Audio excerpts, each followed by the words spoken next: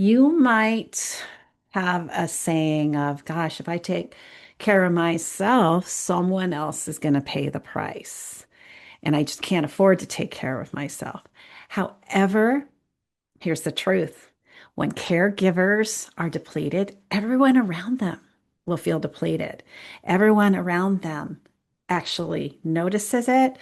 Um, Gosh, energy drops, patient suffers, health suffers. And it's not just the caregiver, it is everyone around them that will feel it. So realize that your self-care is not an indulgence, right? It is not something you just randomly decide, oh, maybe it's okay, um, with the side of guilt.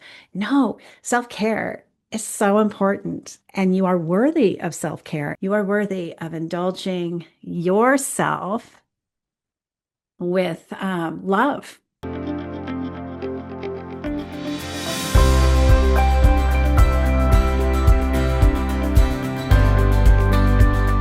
What if the best chapter of your life hasn't even begun yet? What lies within you is the power to live brighter, bolder, and truer than ever before. So welcome to Vivatude, where caregiving, connections, and career come into balance, and where your vitality, vision, and voice shines through. Because the revolution isn't out there, it's already within you. Welcome to Vivatude. Hello, everyone. I am Coach Tracy. I'm your Vivatude host for anything and everything to do with physical wellness and environmental wellness. And I wanted to start by saying Happy New Year, Happy Holidays, and send a welcoming message that will help us launch from 25 into 26. It's hard to believe we're going from 2025 into 2026. So, still can't believe it. But anyway, my message today is specifically for caregivers and those that love and are friends with caregivers. So first, let's talk about how we may have been feeling in 2025 and the things that could be going on in our thought processes as caregivers. If you're a caregiver, I want you to hear this first. Okay. So before we talk about health, before we talk about goals and change, I want to recognize that this past year you may have been, many things may have been asked of you. Okay. And and I heard, and I've also been feeling this way many times. Often at the end of the year, a caregiver can be just tired and it's a tired that sleep just doesn't remedy. Okay, so it's a physical tired, but it's also emotionally tired, decision tired, and worry tired. So all the things that caregivers think about is getting to the next appointment. Is there adequate food? Have I thought of everything? Is there something that I've forgotten? So just this a bit of that exhaustion, right? So if you are feeling like this is about you, oh my gosh, I want you to know you're not weak. You're not failing. You're not alone. Okay. So, uh, caregivers are responding to a life that they most likely didn't know they were going to have. And it's a life that basically requires so much more of you than you ever thought you were possibly capable of doing and of giving. So there's this invisible load of caregiving. And again, the invisible load isn't just about tasks. Again, it's about this mindset of remembering, anticipating, planning, making sure doctor appointments are made, making sure your loved one is has the right food, has the right doctors. So you're on all the time, right? Even when no one's watching, you're on. So you may be having be a holiday party this holiday season, and your mind is probably still fully engaged back here with what's might be going on with the one that you are caring for. So you're always listening, you're always waiting, always ready. And that's how I feel often My situation's changed a bit with the care of my mom. It's not now necessarily my family trying to do it alone. She's transitioned to an adult care home where she has very good care, but still I'm on. I'm always on. I'm always wondering. And so when someone is being cared for by you, your body is, gosh, the stress hormones will be going up. It can disrupt your sleep. It can drain your energy reserves. So your body will be impacted as well as your mind. And some of the things that I had noticed um, when things get a bit too much for me is my patience runs thinner and my resilience is lower. Okay, so I've also learned that it's not a personal failure for those things happening to you. All right. The nervous system is on high alert. And when you're a caregiver, and it's on high alert most all the time, 24/7. I used to have calls like I'd have 911 calls in the middle of the night and I'd have to rush out of bed and get over to my mom's. And so my nervous system was just primed for things like that. And a little bit nervous to be able to even relax because even though you had her being cared for by somebody else, you still might get that phone call that you have to get up and go. So that nervous system is on high alert a lot. Okay. So the other aspects of things you could have experienced in 2025 as a caregiver is that, and it's something you rarely would be saying out loud, right? Is that, oh my gosh, well, what if I get sick, right? Or what if I can't stop? I mean, if I can't keep going. Um, and and that makes it pretty scary because you have someone depending on you. And this can cause you to push harder and work harder, ignore pain, um, normalize exhaustion, and sometimes even wear that badge of exhaustion as a medal of honor, right? And we normalize that, and we tell ourselves that it's just the way it has to be, and that my health will will come in later. I'll take care of myself later. But I promise you, your body and mind will keep score. Okay, so if that's how what's been happening in 2025, it's going to keep score.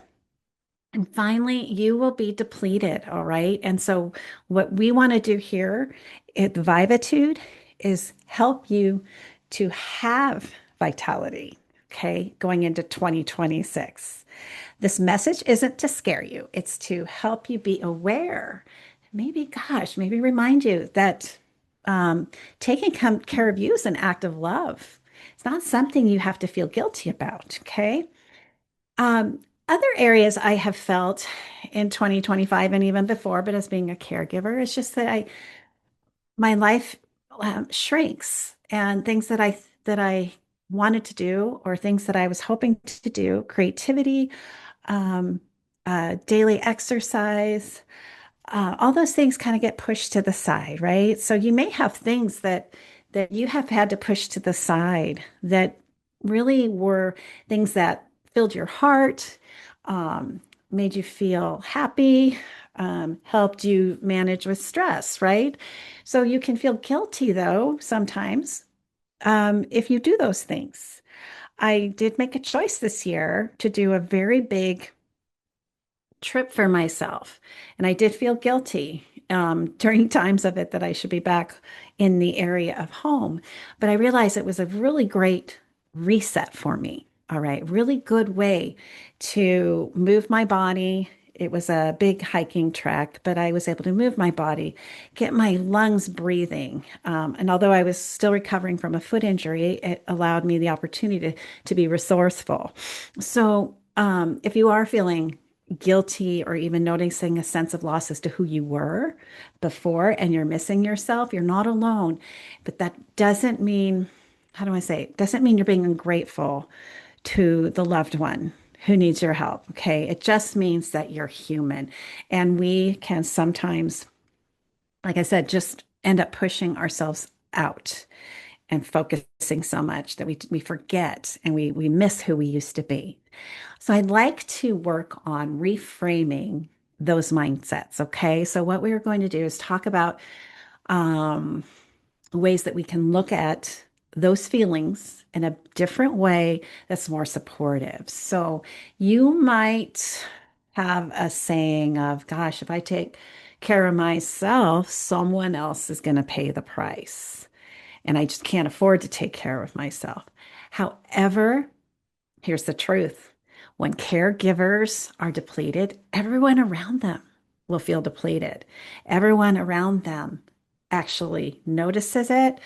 Um, Gosh, energy drops, patient suffers, health suffers. And it's not just the caregiver, it is everyone around them that will feel it. So realize that your self-care is not an indulgence, right? It is not something you just randomly decide, oh, maybe it's okay, um, with the side of guilt. No, self-care is so important, and you are worthy of self-care, and you are worthy of taking that walk outside. You are worthy of having a wonderful phone call with someone you love and someone that a friend.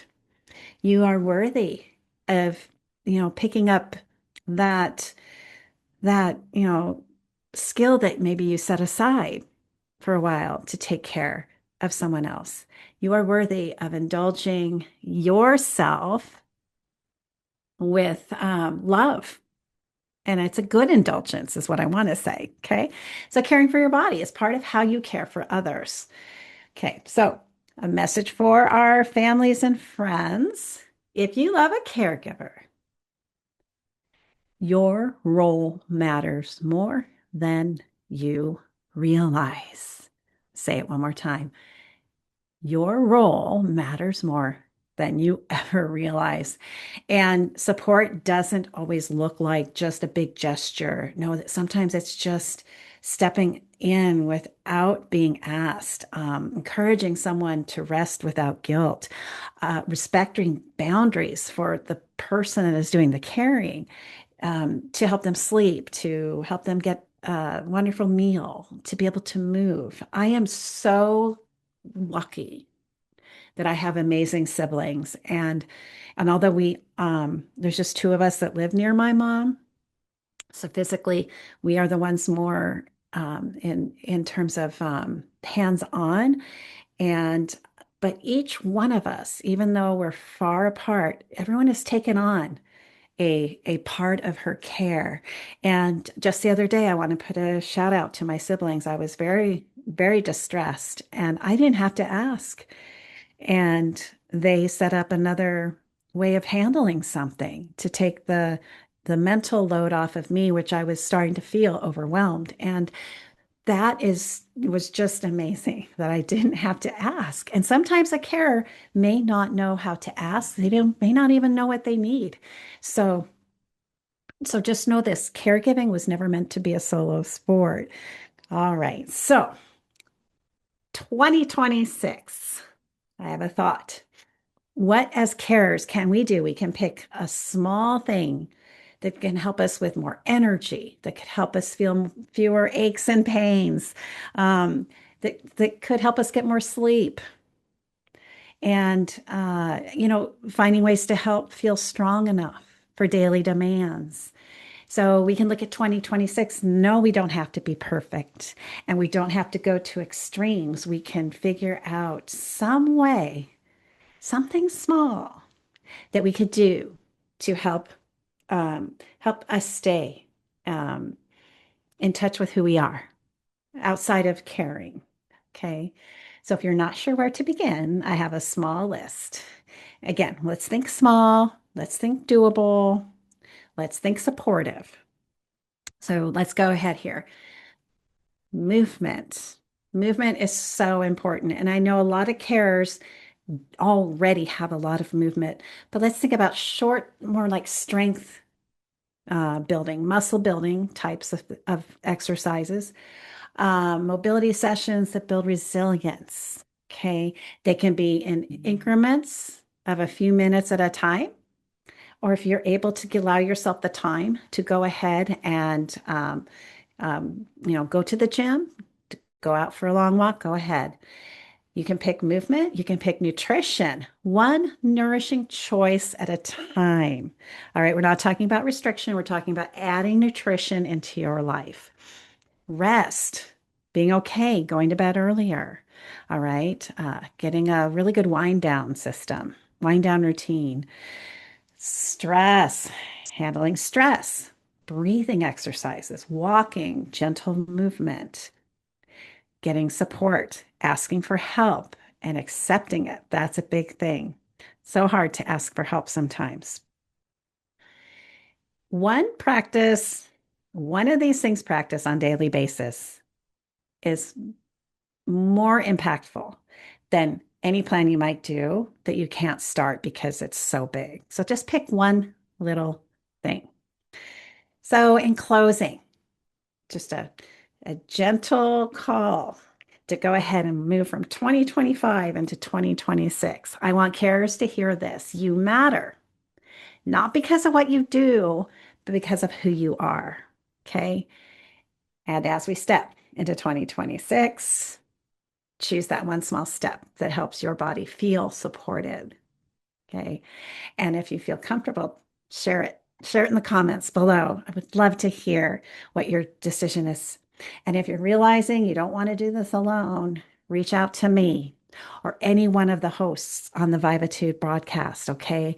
All of us can bring amazing resources for you to help you have an amazing 2026, one small step at a time, because caregivers deserve care too. Have a wonderful, wonderful New Year's, and I look forward to talking with you in 2026. Take care. And thanks for listening to Vivatude. 4 hosts, one each week.